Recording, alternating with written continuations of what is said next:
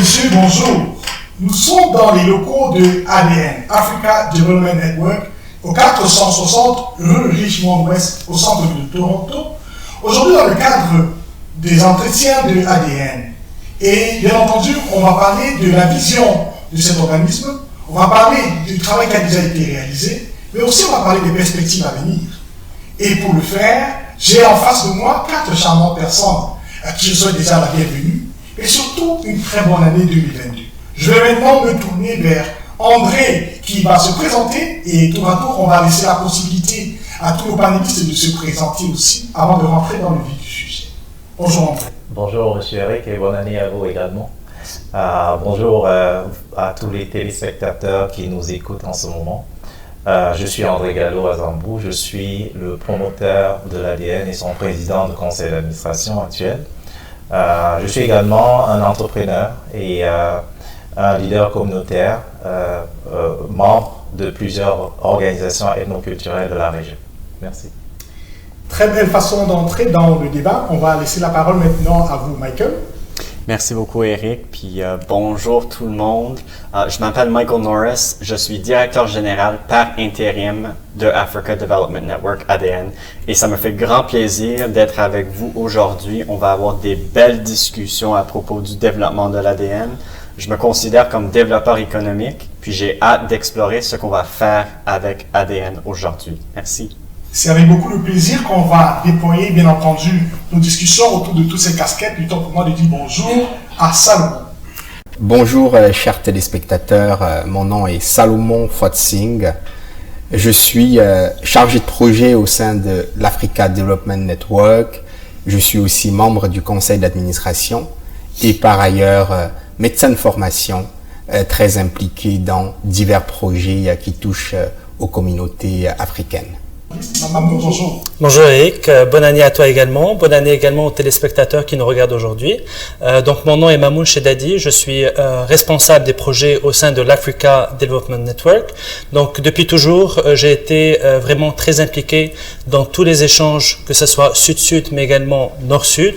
Donc pour moi, c'est vraiment quelque chose de très important d'avoir lancé cette initiative et je suis très content d'être aujourd'hui ici présent et avec les différents panélistes. Merci beaucoup à tous les 4. Ce sera un très très bel échange. Je voudrais comme ça qu'on plante le décor avec la première question et celle-ci est adressée à vous, André Gallo-Azambou, vous qui êtes le président du conseil d'administration. Parlez-nous un tout petit peu de la vision de ADN. Qu'est-ce qui a emmené, bien entendu, cette idée à germer et à arriver où nous sommes aujourd'hui? Qu'est-ce que vous avez déjà réalisé depuis que ADN est né? Un constat simple, c'est que la communauté africaine de par le monde est plurielle et travaille sur beaucoup d'initiatives. Mais ces initiatives-là ne sont pas mises en avant. Il y a beaucoup d'initiatives qui manquent, qui gagneraient à avoir un peu plus de support pour pouvoir émerger. On s'est rendu compte également qu'il nous manquait au sein de la communauté africaine un réseau assez puissant, assez fort, qui réunit non seulement les Africains, mais aussi les amis de l'Afrique, pour pouvoir soutenir les initiatives de développement endogènes, autant sur le continent que dans sa diaspora, d'où l'idée de l'ADN. Salomon Fotsing, vous êtes aussi membre du conseil d'administration.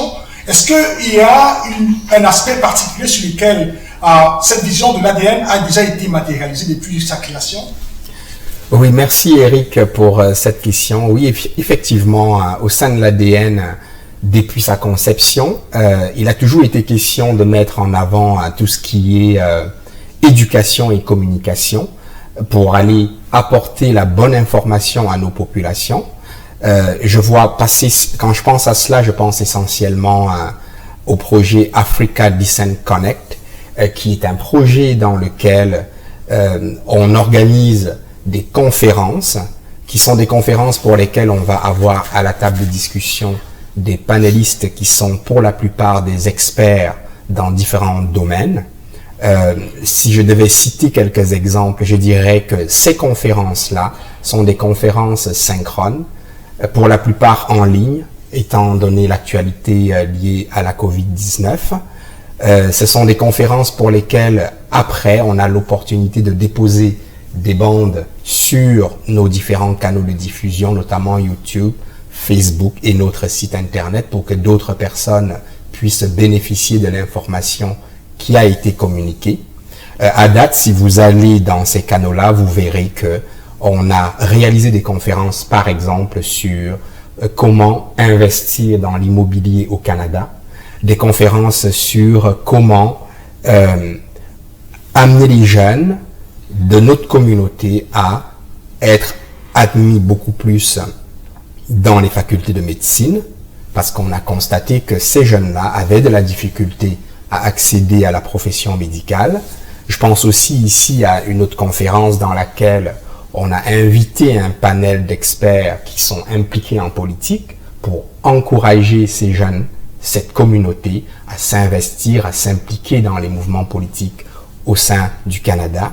Et il y a d'autres conférences qui sont à venir. Le programme est en cours et ce sont toutes généralement des conférences qui vont se faire une fois le mois. Donc, si on part sur 12 mois de l'année, on aura 12 conférences. Je pense par exemple à une conférence à laquelle on pense en ce moment. Comment est-ce que des immigrants qui arrivent au Canada, surtout pour ceux qui appartiennent à des professions dans lesquelles il y a un ordre professionnel, pourraient s'intégrer plus facilement. Et on pense aussi à nos jeunes, aux plus jeunes, à nos enfants, qui, pour la plupart, généralement, ne savent pas avoir de leader dans la communauté. Et donc, on pense à des conférences comme ça qui pourraient aider ces jeunes-là à avoir une vision, à pouvoir s'intégrer dans les communautés.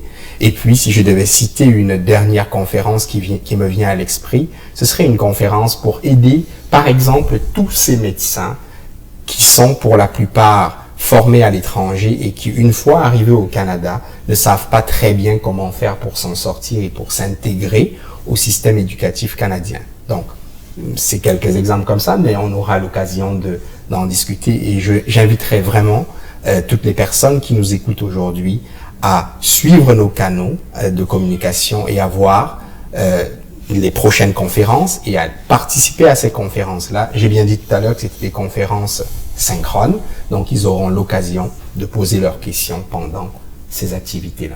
Merci à Salomon Foti. Je vais maintenant me tourner vers vous, Michael, parce que je suis un peu curieux et pardonnez ma question, mais je voulais savoir qu'est-ce qui vous a attiré vers l'ADN surtout.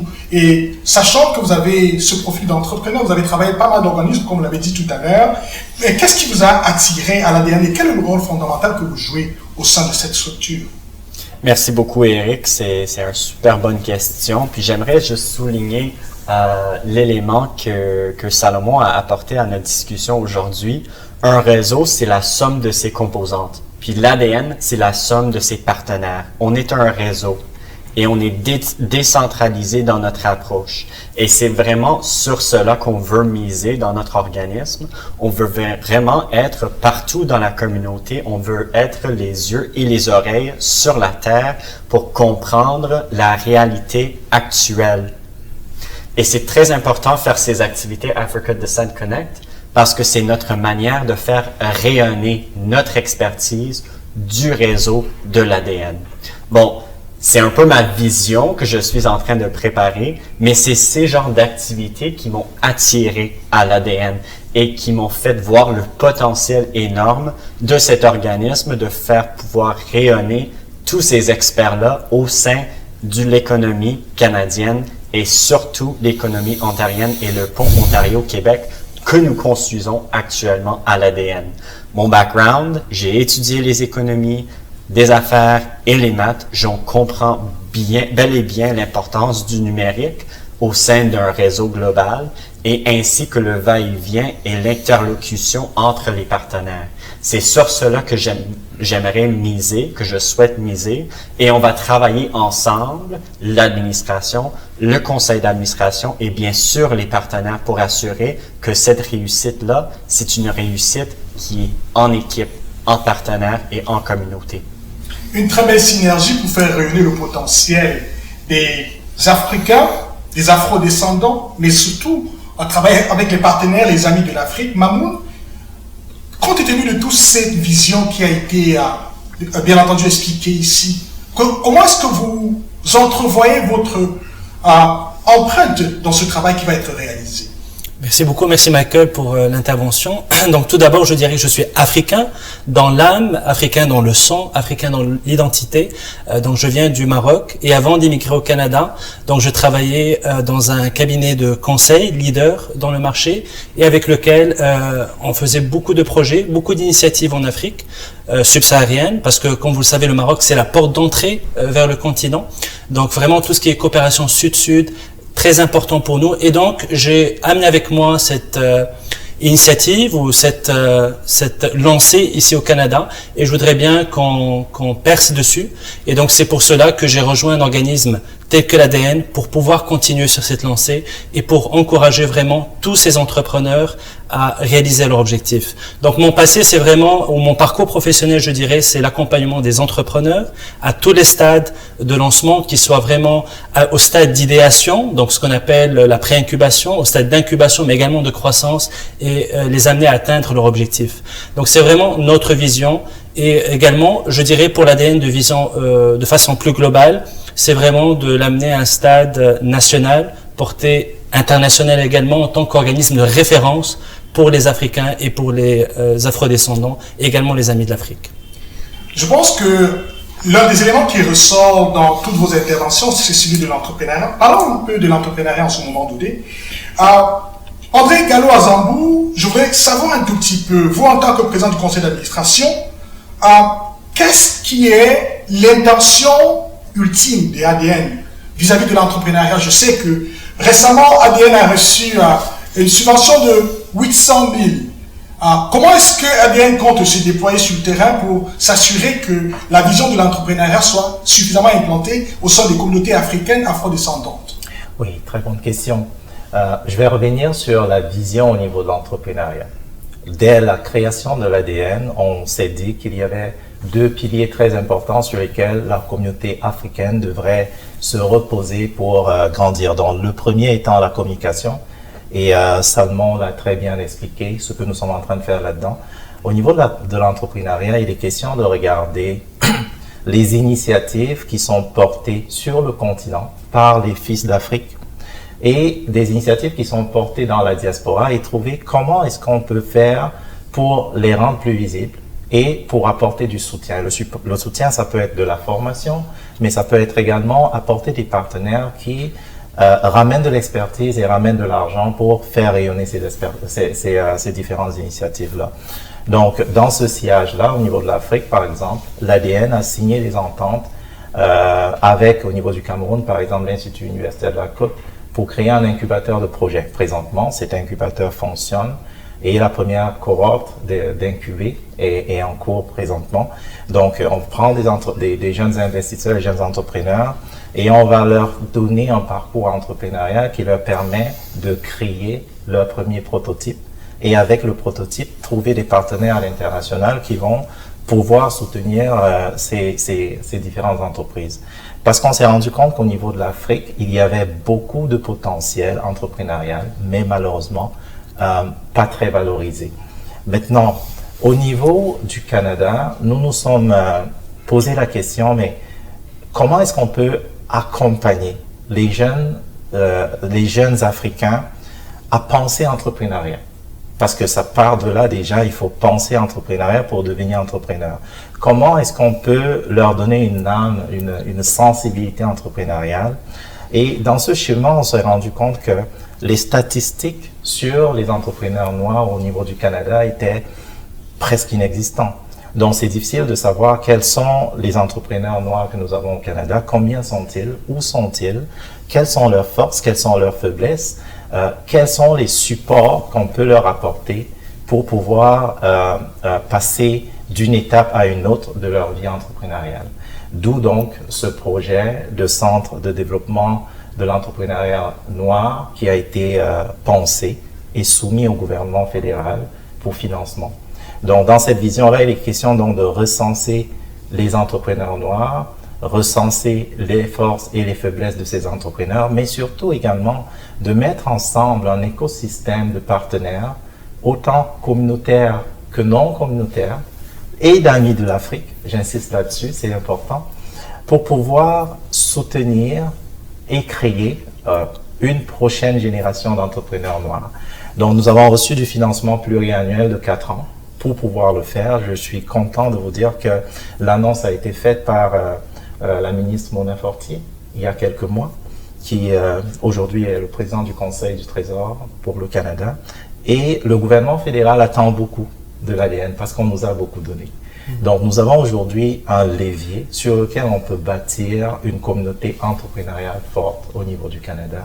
Et nous allons travailler là-dessus. C'est pourquoi nous avons décidé de revoir un peu l'organisation structurelle de l'ADN et au niveau du conseil d'administration de nous consacrer consacrer notre mandat beaucoup plus à la vision, nous assurer que la vision de l'ADN se déploie telle qu'elle a été pensée et d'avoir une équipe opérationnelle sur laquelle nous pouvons nous appuyer pour appliquer cette vision-là. Justement, je m'en voudrais de ne pas vous poser cette question parce que 800 000, c'est quand même un montant assez élevé, c'est significatif. Et bien entendu, les attentes du gouvernement sont assez énormes, mais aussi celles de la communauté. Comment est-ce que, dans la vision que vous avez élaborée tout à l'heure, vous avez pensé à l'implémentation de cette vision-là? Qu'est-ce qui va être fait de façon concrète? Ou bien alors, qu'est-ce qui a été fait pour que l'implémentation soit assez fluide? La première chose que nous avons fait, c'est de nous entourer d'experts, de personnes qui comprennent qu'est-ce que nous voulons réaliser au sein de nos communautés. Donc nous avons noué une entente très stratégique avec le Conseil de la coopération de l'Ontario qui a un historique dans la gestion de tels projets d'envergure. Et avec ce partenariat, nous avons été capables d'avoir toute une équipe opérationnelle qui peut implémenter notre vision selon les exigences du gouvernement fédéral. À côté de ça, nous nous sommes entourés d'un réseau communautaire. Nous comprenons très très bien la force du réseau communautaire, la force de nos leaders communautaires pour pouvoir mobiliser notre communauté à ce que nous faisons et pour pouvoir l'amener à venir profiter de toutes ces initiatives que nous avons aujourd'hui, que nous n'avions pas hier dans notre communauté. Nous avons aussi entrepris un certain nombre de contacts aussi au niveau de la population directe africaine qui est dans notre communauté pour pouvoir identifier quels sont les entrepreneurs de la communauté. Vous allez me dire, comment vous allez y arriver tout seul? Nous ne pouvons pas y arriver tout seul. Nous avons mis sur pied une table de concertation sur laquelle seront assis un certain nombre d'organisations ethnoculturelles, un certain nombre d'amis de l'Afrique pour pouvoir nous aider et nous accompagner à pouvoir bâtir cela. Et nous sommes en train de développer un certain nombre de programmes entrepreneuriaux, donc mes collègues parleront dans un moment. Justement, parlant de ces programmes, je me tourne vers vous. Michael, directeur général par intérim, vous avez insisté sur ce fait. Comment est-ce que, avec cette vision qui a été développée par André Gallois-Zambou, et surtout toute cette pléthore de projets et initiatives qui sont pensés, comment est-ce que l'implémentation va être matérialisée de votre point de vue de directeur général par intérim? Quel est le rôle essentiel que vous allez apporter? Alors, quelle est votre contribution que vous allez apporter pour que, au bout de 4 années qui vont suivre, le gouvernement puisse dire « ADN a fait un travail remarquable ». Merci Eric, puis j'aimerais juste souligner l'intervention de André parce que tu sais c'est pour ça que moi je suis ici. C'est à cause de la vision du conseil d'administration de l'ADN qu'on a pu opérationnaliser cette vision-là. Puis ça me ferait plaisir au cours des 4 prochaines années de pouvoir voir cette vision-là prendre son envol.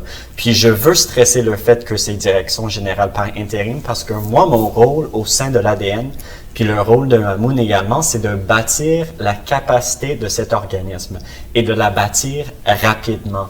On a 4 ans pour faire un impact, on a 800 000 pour faire un impact. Tu sais, c'est une somme quand même significative et importante.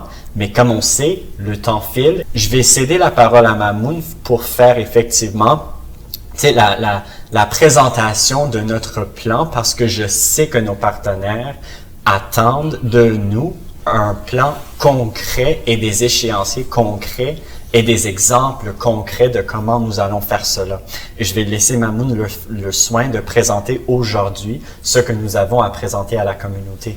Mais moi, j'adore des histoires. Puis j'aimerais raconter une histoire en premier. Comme je vous ai dit, je me considère comme développeur économique. Puis il y a un entrepreneur nouvellement arrivé de la Côte d'Ivoire que j'ai accompagné durant la pandémie en 2020. Il était fermier des noix de cajou. Puis il est venu ici pour continuer dans ce secteur-là. Il voulait vraiment se lancer dans l'import-export des noix de cajou. Puis il était conducteur parce qu'on sait être nouvellement arrivé à un nouveau pays, avoir toute l'éducation, l'expérience, c'est pas du tout facile de s'installer, de se mettre en place. En tout cas, mais sa vision, il n'a pas perdu ça. Il voulait vraiment travailler dans l'import-export des noix de cajou. Et je me souviens un jour, on était sur un appel Zoom et je lui ai posé la question, pourquoi les noix de cajou, puis pourquoi la Côte d'Ivoire? C'est pourquoi il y a tellement d'autres pays dans le monde, comme le Vietnam, comme l'Inde, qui vend, qui importe, qui exporte des noix de cajou. Puis il m'a dit, c'est le sol au Côte d'Ivoire. C'est ça la plus-value. Puis j'aimerais que le Canada soit importeur primaire des noix de cajou de la Côte d'Ivoire parce que c'est différent de n'importe quel autre pays dans le monde.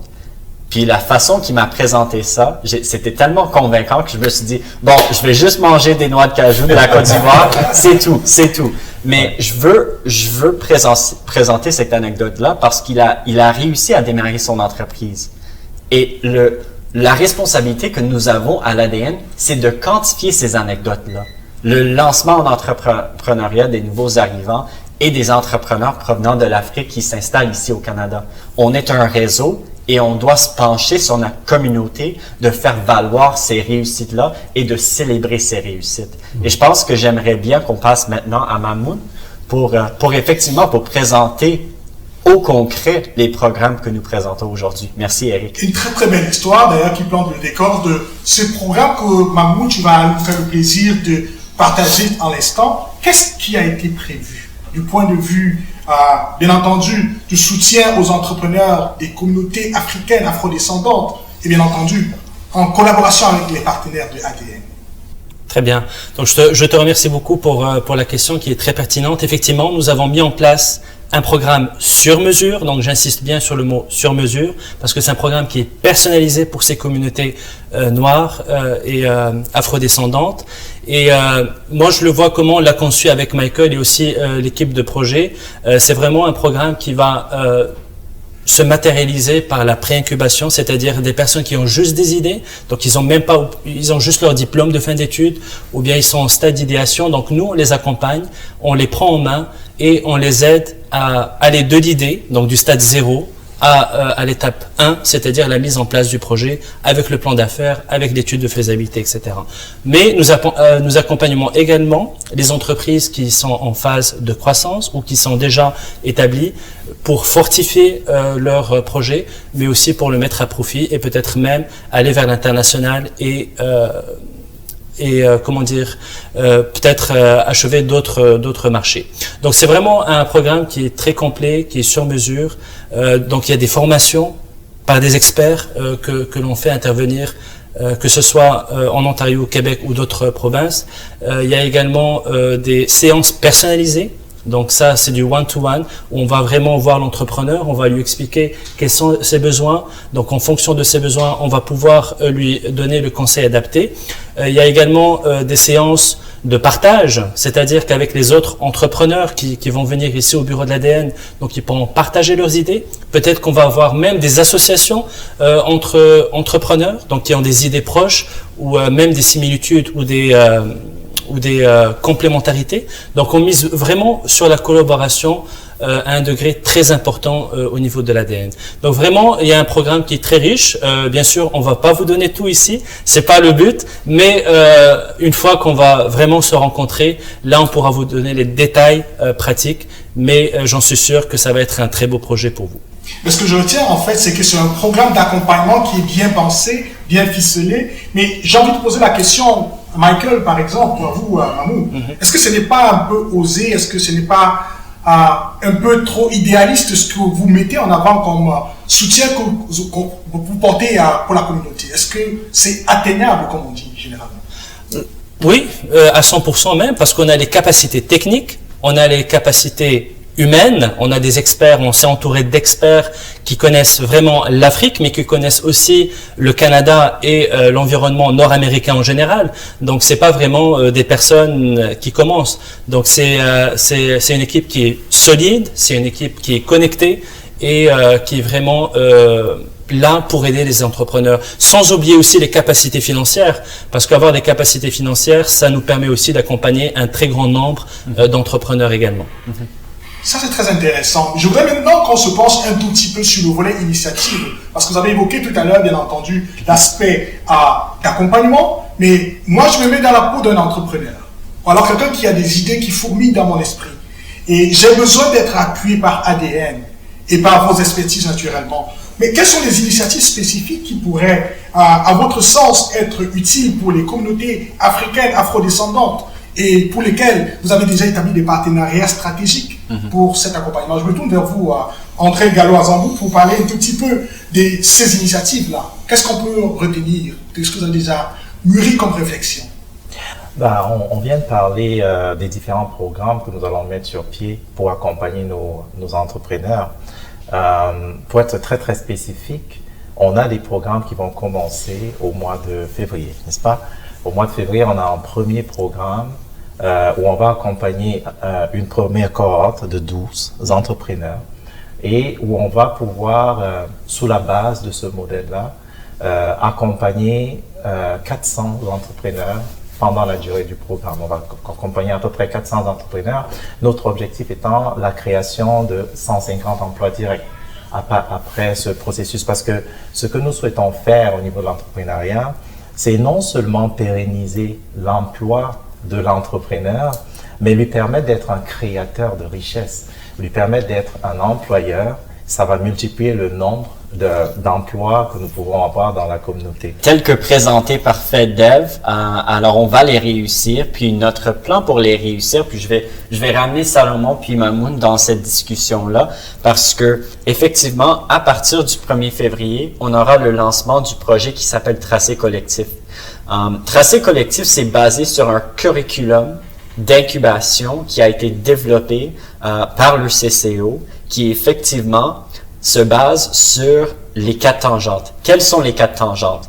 Je parle dans le concret ici, c'est de bâtir la structure et l'organisation de l'organisme, assurer le financement de l'organisme, assurer un réseau autour de l'organisme et assurer une administration de l'organisme. Puis à l'ADN, concrètement, ce qu'on doit offrir à nos partenaires, à nos leaders communautaires, à nos entrepreneurs, c'est ces 4 tangentes-là. Et c'est grâce à nos partenaires, tels que le CCO, qu'on serait en mesure de bâtir rapidement et de livrer rapidement ces programmes-là. Alors, je vous dis, Tracé Collectif serait lancé sur le Grand Toronto à partir du 1er février. Les détails seront sur notre site web, Africa Development Network, et seront quand même publiés au sein de notre communauté grâce à nos leaders communautaires. Mais on a également d'autres programmes et d'autres... Effectivement, comme on disait tout à l'heure, la communication était un de nos plus grands piliers. Et donc, en ce sens-là, avec le Africa Descent Connect, ce qu'on se propose de faire, et c'est ce qu'on va faire, c'est de publier au maximum toutes les activités qui vont être faites au sein de FedDev à travers des conférences qui vont être organisées à chaque fois qu'on aura des événements dans ce sens-là.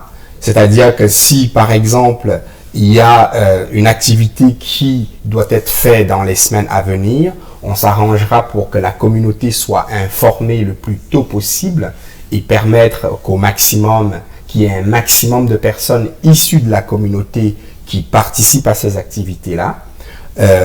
On aura aussi, évidemment, un plan sur un long terme, comme on disait tout à l'heure, avec des conférences programmées à l'avance et qui vont dans le sens des activités qui vont être faites au sein de FedDev. Donc, je pourrais pas m'étaler un peu plus, je vais peut-être plus laisser la parole à Mamoun pour qu'il puisse, ou à André Gallo, oui. Oui, je voulais juste apporter un petit complément, c'est que ces activités African Descent Connect sont notre occasion de faire énormément de réseautage entrepreneurial. Parce que nous avons pensé faire une première phase de formation pour les entrepreneurs dans un créneau horaire, mais dans un autre créneau horaire, de pouvoir plutôt faire du réseautage entre les partenaires. Donc, nous avons créé une table de concertation qui fera partir de ce African Design Connect. Mais sur cette table de concertation, on n'aura pas les entrepreneurs directement parce qu'ils seront occupés à suivre leurs programmes entrepreneuriaux. Mais on aura ici des leaders communautaires. On aura également les acteurs de la communauté qui peuvent apporter quelque chose, qui peuvent aller chercher ces membres de la communauté, leur expliquer ce que nous faisons, les ramener dans ces programmes entrepreneuriaux et soutenir les différentes initiatives que nous sommes en train de mettre sur pied. Nous sommes en train de créer cet espace de partage et de collaboration dans ce sens-là également.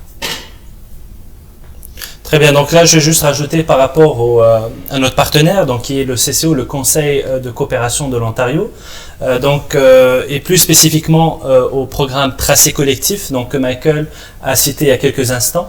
Donc par rapport aux spécificités de ce programme-là, donc je dirais que Tracé Collectif, c'est d'abord un programme d'incubation ici à Toronto, et qui a plusieurs spécificités, à part les 4 tangentes que Michael a bien citées, c'est-à-dire première tangente, structure et organisation, deuxième tangente, opération, troisième tangente, c'est le volet financement, et enfin la 4e tangente, c'est tout ce qui est dynamique réseau.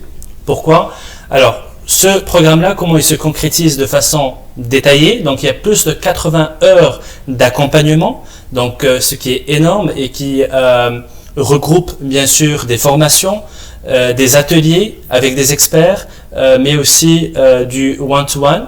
Donc il y a aussi près de 10 heures de suivi personnalisé, donc avec les différents entrepreneurs, et également de nombreux événements pour développer les réseaux d'entrepreneurs au sein des différents écosystèmes d'affaires.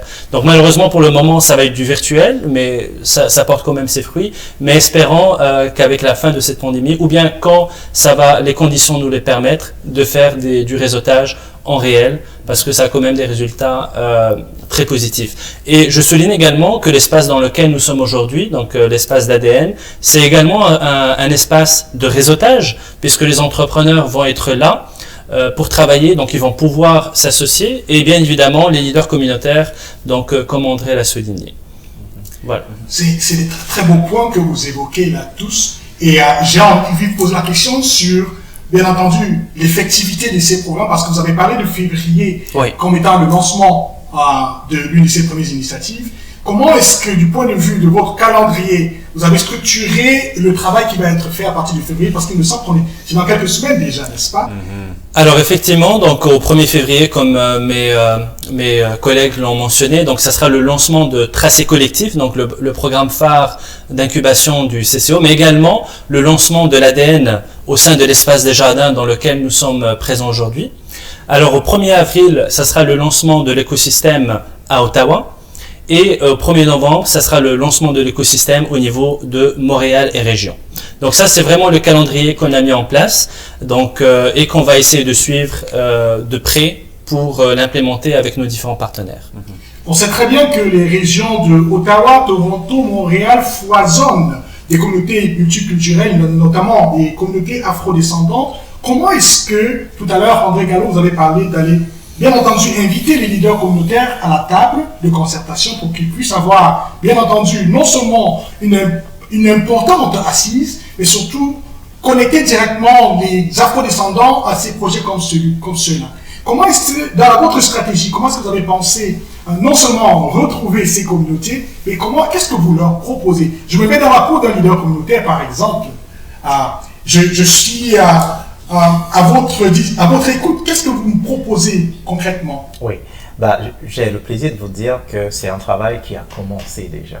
Depuis la création de l'ADN, on a un certain nombre de communautés qui sont partenaires à l'ADN, autant dans les grandes métropoles comme Montréal ou bien Ottawa ou Toronto. Nous avançons dynamiquement parce que nous avons ce support de notre communauté. Et les différentes conférences que nous avons pu faire jusqu'ici ont été relayés dans ces communautés par ces leaders. Donc, il est question simplement de continuer dans une certaine logique, de dire, on le dit souvent, hein, seul on va vite, ensemble on va loin. Pour un leader communautaire, et puis je pense qu'ils l'ont très bien compris, c'est pour ça qu'ils sont leaders communautaires. Pour un leader communautaire, c'est important de voir ces opportunités qui existent à l'extérieur de ma communauté et de les amener pour que le maximum de personnes dans ma communauté puissent en profiter. On parlait de cet entrepreneur ivoirien, par exemple. Pour sa communauté, c'est une source de fierté. Donc, pour un leader communautaire, c'est une fierté de pouvoir raconter ces histoires-là entrepreneuriales, ces succès entrepreneuriaux. D'être capable de dire, dans ma communauté, il y a tel nombre de nouveaux arrivants qui sont arrivés et qui sont allés très très rapidement au Canada parce qu'ils ont eu accès à l'information beaucoup plus rapidement. Ils ont eu accès au support dont ils avaient besoin un peu plus rapidement.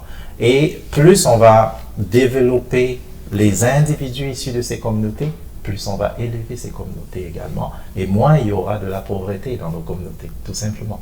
Oui, j'aimerais juste renchérir sur le bon point d'André, puis c'est un travail d'équipe, effectivement. T'sais, ça se fait pas seul, c'est pas juste l'ADN. Si on se fie à l'ADN pour faire tout ce travail-là, je pense pas qu'on serait capable, parce que la communauté africaine, elle est forte, puis elle est assez grand aussi, au sein de ces trois villes qu'on parle, Toronto, Ottawa et Montréal. Faut parler également, tu sais, des régions, des grandes régions de la capitale nationale, du Grand Toronto, de Grand Montréal. Tu sais, on parle des petites communautés autour, on parle de Durham, on parle de St. Catharines, Hamilton, etc. Là.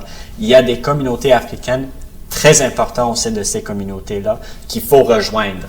Et c'est grâce aux leaders communautaires que l'ADN serait en mesure de rejoindre toutes ces communautés-là. Et il faut se le voir de deux piliers aussi.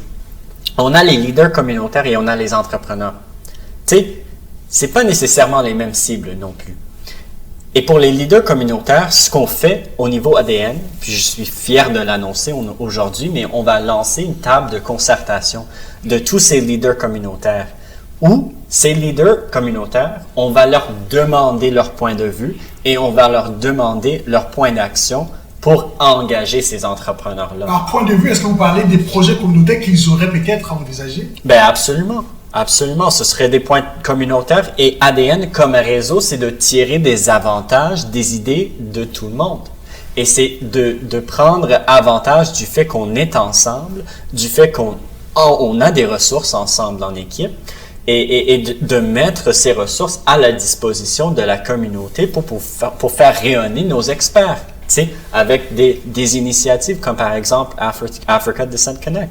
C'est très important qu'on crée cette arborescence autour de tout le travail qu'on est en train de faire et qu'on arrête de travailler en silo. Parce qu'on peut plus travailler comme ça.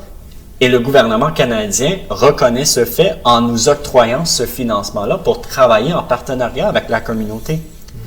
Et alors, c'est aux leaders communautaires de nous aider avec ce processus d'identification et de création d'arborescence des entrepreneurs. Et c'est à nous de se fier aux leaders communautaires et de fournir un service hors pair aux entrepreneurs qui sollicitent notre expertise. Et je suis content d'annoncer, comme Mamoun a bel et bien présenté, que cet espace où nous accueillerons ces entrepreneurs-là de 9 à 5 et on accueillera effectivement un leader communautaire de 5 à 7. C'est un espace pour tout le monde, pour réseauter, pour concerter, pour être ensemble, pour célébrer les efforts des entrepreneurs et qu'on espère rayonner ceci à travers diverses villes pan-canadiennes, en commençant avec l'Ontario et Québec, bien sûr.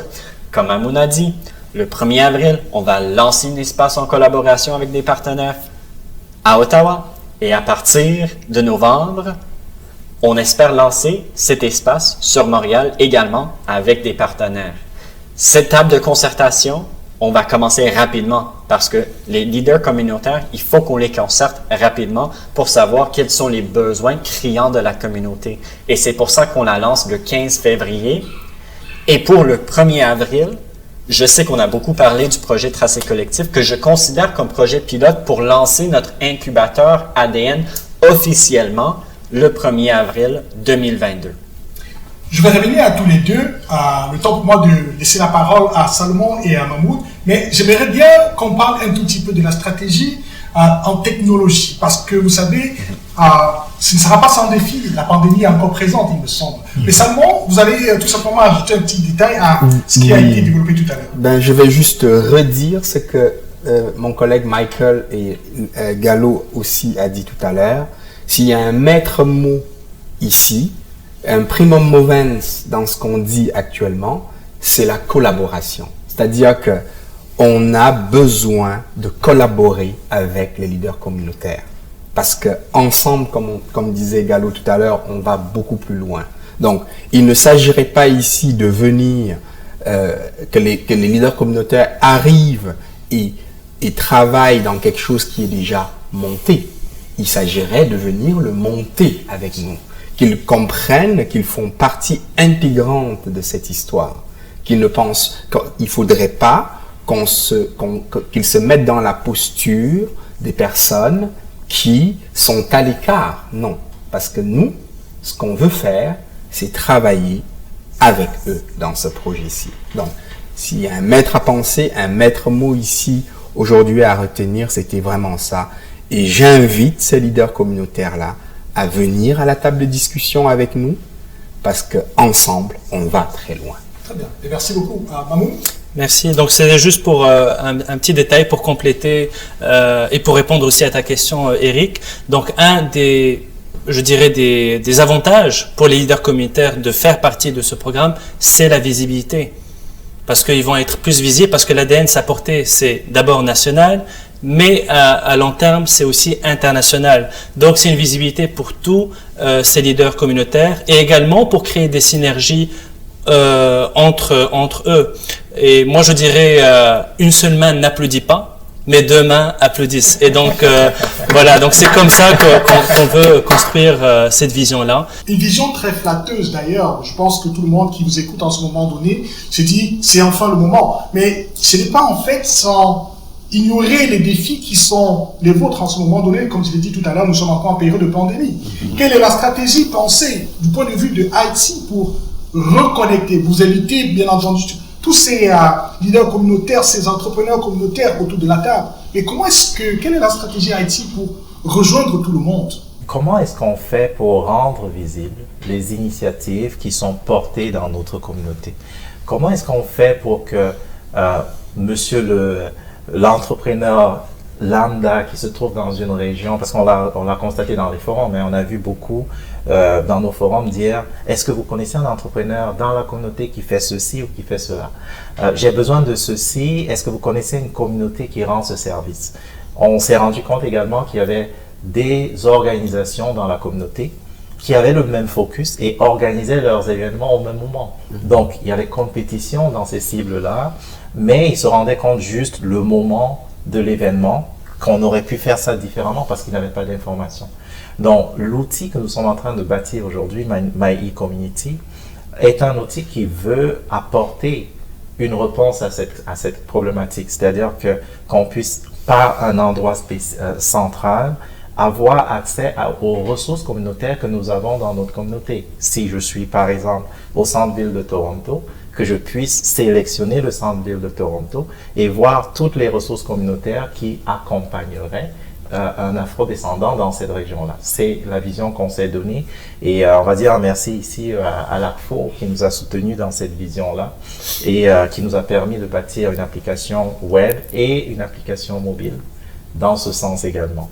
Donc ça, c'est le premier outil que nous sommes en train de mettre sur pied. Le deuxième outil que nous sommes en train de penser aujourd'hui, c'est un outil qui permettrait l'autodétection des entrepreneurs sur une plateforme et qui permettrait par la suite, par un mécanisme d'intelligence artificielle, de rapprocher, d'identifier plus facilement les besoins de ces entrepreneurs et de rapprocher les services de support dans cet outil-là. C'est une vision, mais c'est une vision que nous avons confiée à notre direction pour implémentation. Nous avons un certain nombre d'experts technologiques qui sont déjà rassemblés, mais bien sûr, on fait un appel à tout expert de notre communauté qui veut apporter à cette vision-là, parce que c'est un chemin qui est long.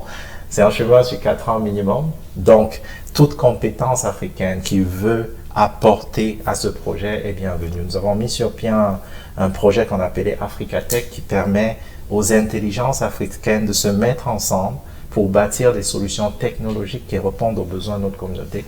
D'où les premiers résultats que je viens de vous donner. C'est un bon point. Si je peux juste renchérir sur le sujet. Moi, une des choses que j'adore à propos du secteur tech, c'est le fait qu'ils collaborent tellement ensemble. Et j'aimerais faire rayonner cet élément-là au niveau de l'ADN, effectivement. Puis j'invite tous nos experts en technologie, en IT, de nous rejoindre pour implémenter cette stratégie en technologie parce qu'on aura besoin du soutien de tout le monde en hardware et en software.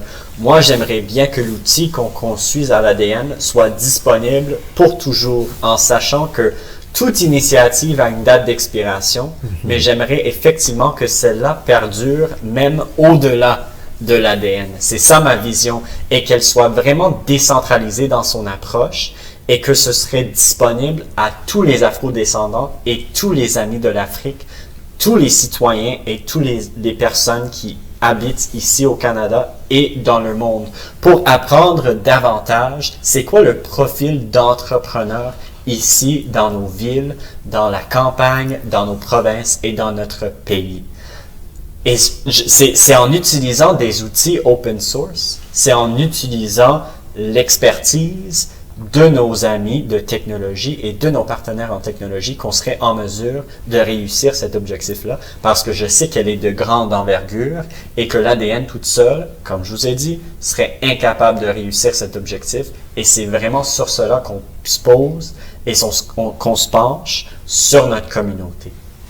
Tout à l'heure, vous avez annoncé la prise des bureaux de Toronto dans l'espace des jardins qui désormais appartient à l'ADN et bien entendu à son réseau et ses partenaires, les leaders communautaires, les organismes communautaires et bien entendu les entrepreneurs communautaires. On va se faire le plaisir de visiter l'espace tout à l'heure, mais avant tout simplement de faire cette visite, est-ce qu'il y aurait des partenaires que vous aimeriez en fait mentionner très rapidement avant qu'on fasse cette visite?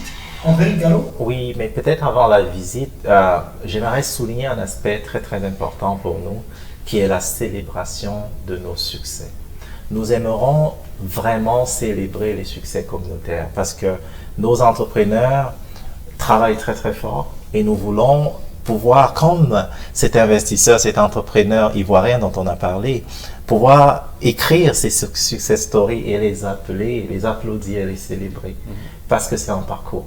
Donc, dans ce sillage-là, nous sommes en train de penser, mettre sur pied des soirées entrepreneuriales, des soirées, des galas entrepreneuriaux ADN, où on va pouvoir réunir un certain nombre d'entrepreneurs à succès de notre communauté et pouvoir les célébrer avec des partenaires qui vont pouvoir les accompagner, les reconnaître davantage et les accompagner davantage.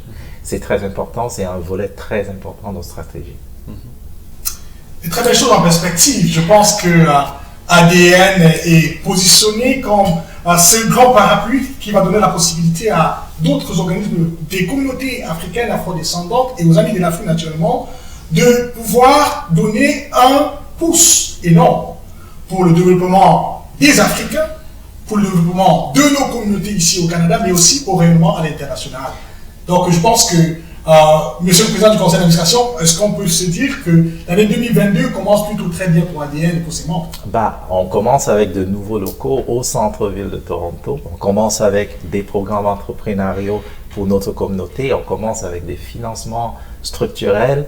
On commence avec un certain nombre d'acquis pour notre communauté. Je pense que, comme président du Conseil d'administration, je ne peux pas rêver de mieux. Tout ce dont on a besoin aujourd'hui, c'est maintenant de continuer, parce qu'on l'a, de continuer à avoir cet appui de notre communauté, d'avoir cet appui de nos leaders, d'avoir cet appui des différents partenaires de l'ADN qui nous soutiennent depuis le jour 1 et qui sont là aujourd'hui. On en a de nouveaux. Je vais citer ici, par exemple, FEDEF lui-même, là, qui grâce à ce financement, permet à l'ADN de se positionner sur du très très long terme en termes de financement, mais aussi en termes de capacité organisationnelle. Je vais parler ici de Invest Ottawa, qui va également nous accompagner dans la mission que nous avons de pouvoir mettre sur pied un certain nombre de programmes. Je vais parler ici du CCO, notre partenaire privilégié, qui nous permet aujourd'hui de pouvoir avoir un certain nombre de facilités et de bâtir cet écosystème. Je vais parler des différents leaders communautaires qui nous ont fait confiance jusqu'à présent. De cette table où se trouvent beaucoup d'entrepreneurs en ce moment qui attendent simplement que nous lancions nos programmes. Je vais parler sans fausse modestie, là, je vais parler de tous ces partenaires qui nous soutiennent parce que l'ADN atteint le niveau que nous atteignons aujourd'hui en si peu de temps parce que derrière, il y a un réseau de support très important et c'est ce que nous voulions mettre en avant. Nous voulions prouver que en mettant ensemble des réseaux, on est capable de faire des choses que ça nous aurait pris 10 ans, 15 ans à mettre sur pied. Donc, un grand merci à Desjardins pour le support structurel qu'ils nous donnent. Je pense à nos premières journées entrepreneuriales, Africa Descent Connect, où l'espace Desjardins nous avait déjà été offert au niveau d'Ottawa et de Montréal. Je ne vais pas faire de jaloux, mais il y a tellement de support autour de ADN. Je veux dire un grand merci à nos membres fondateurs qui ont cru à la vision ADN dès le jour 1. Un grand merci à nos membres actifs qui travaillent, à tout ce réseau de bénévoles que nous avons, qui travaillent très très fort pour le rayonnement d'une Afrique et de sa diaspora. Ces ondes positives nous permettent chaque jour de faire des pas qualitatifs. Un grand merci à tous ces partenaires. Michael, je vais terminer avec vous, parce que de tout ce que nous avons dit ici aujourd'hui, il ressort aussi quand même que vous avez un grand rôle en ce qui concerne la transmission du savoir. Parce que vous avez dit que vous êtes directeur général par intérim. Quel est le rôle que vous allez jouer dans le façonnement de l'expertise africaine pour que demain ADN puisse pas seulement rayonner au niveau de Toronto, mais surtout dans tout le Canada et à l'international? Ben oui, c'est comme je vous ai dit à plusieurs reprises, puis André a dit également, ça commence avec les partenaires qu'on choisit et nos partenaires de confiance. Puis, aujourd'hui, on fait confiance à de nombreuses partenaires, incluant Desjardins, Conseil de la coopération de l'Ontario, Invest Ottawa et beaucoup d'autres, incluant FedDev.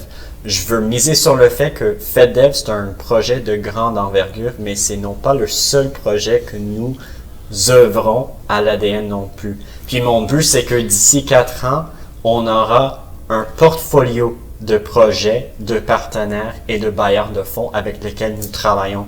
Et ça commence avec les personnes autour de la table aujourd'hui. Ça commence avec le travail de chacune. Et ça commence avec une bonne base et une bonne fondation sur laquelle on peut bâtir. Puis c'est là où j'aimerais mettre mon grain de sel pour assurer une belle continuité pour la prochaine représentante de cet organisme-là, parce qu'il faut le savoir, on est au 21e siècle, il faut engager tout le monde autour de la table et bien sûr nos entrepreneurs femmes et nos entrepreneurs afro-descendantes africaines et nos entrepreneurs nouvellement arrivés ici au Canada. Il faut les accueillir, il faut les donner du pouvoir et il faut pouvoir leur garder de la place également pour leur faire rayonner aussi, parce qu'ils prennent de la place pour pouvoir rayonner. Mais je vous remercie tous d'être là aujourd'hui. C'était un bel entretien. Puis ADN a des belles choses qui vont venir. J'espère que cet entretien-là a été en mesure de vraiment présenter de façon efficace et claire les objectifs concrets que nous ayons pour l'ADN pour 2022, même durant cette crise sanitaire. On serait en mesure d'atteindre ces résultats-là et c'est grâce à nos partenaires et grâce à notre collaboration, grâce au travail. J'ai hâte de faire rayonner les expertises de quelqu'un d'autre au sein de l'ADN aussi. Et dans tous les cas, ce qu'on peut dire, c'est que les 4 prochaines années seront riches en apprentissage, mais surtout en réalisation, et que ADN, c'est une plateforme pour tout le monde, pour les Africains, pour les Afro-descendants, pour les amis de l'Afrique, et que, bien entendu, l'ultime but, c'est le rayonnement et bien entendu la satisfaction totale de tous les partenaires. Et c'est pour cela d'ailleurs que je vais vous inviter à faire un tour du propriétaire avec nous, simplement pour marquer déjà ce premier arrêt. Et ce sera, bien entendu, dans quelques instants, le temps pour moi de dire merci très rapidement autour de la table.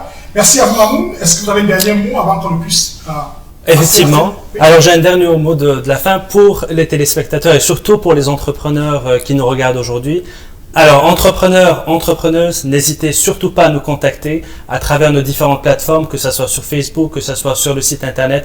Nous sommes prêts pour vous, nous sommes prêts à vous accueillir et à vous accompagner dans vos différents projets. Alors, je vois déjà sur les 4 ans, je vois l'organisation de trophées de l'entrepreneur, où on va remettre un trophée à l'entrepreneur de l'année. Je vois vraiment beaucoup de projets d'initiatives. Donc vraiment, c'est quelque chose qui nous tient à cœur et j'espère qu'on va pouvoir être là pour vous et pour atteindre vos objectifs. Donc, merci. Salomon? Ben, je ne serai pas très long pour ce mot de la fin, si ce n'est de dire que, comme je le disais tout à l'heure, on est avec vous pour les prochaines années et on espère collaborer et que ça donne des fruits qui permettraient à tout Africain, tout Afro-descendant, tout ami de l'Afrique de pouvoir mener en bien les projets s'il en a. Voilà. Michael, en 30 secondes. J'attends votre courriel contact@africadevelopmentnetwork.org. J'attends votre courriel. Merci de me contacter. Fin mot, c'est pour vous maintenant, le président du conseil d'administration, André Gallo. Que dire de plus, hein? Tout a été dit pendant cette entrevue. Nous avons un seul rêve, c'est de permettre à toute la communauté afrodescendante de trouver du support au sein de la communauté et au sein des Amis de l'Afrique. Nous allons y travailler, nous y travaillons, nous voyons des fruits et nous allons continuer ce travail-là. Alors, voilà qui met un terme à cet entretien. Mesdames et messieurs, vous avez pris le loisir de nous écouter depuis quelques moments et j'espère que vous avez tout simplement appris énormément sur l'ADN, sur sa vision, sur les projets qui les attendent, mais surtout ce développement qui va être tout simplement déployé à partir de février. Nous vous donnons rendez-vous sur toutes les plateformes de ADN et bien entendu, envoyez-nous un courriel, ça ne prend que 2 secondes. À très bientôt.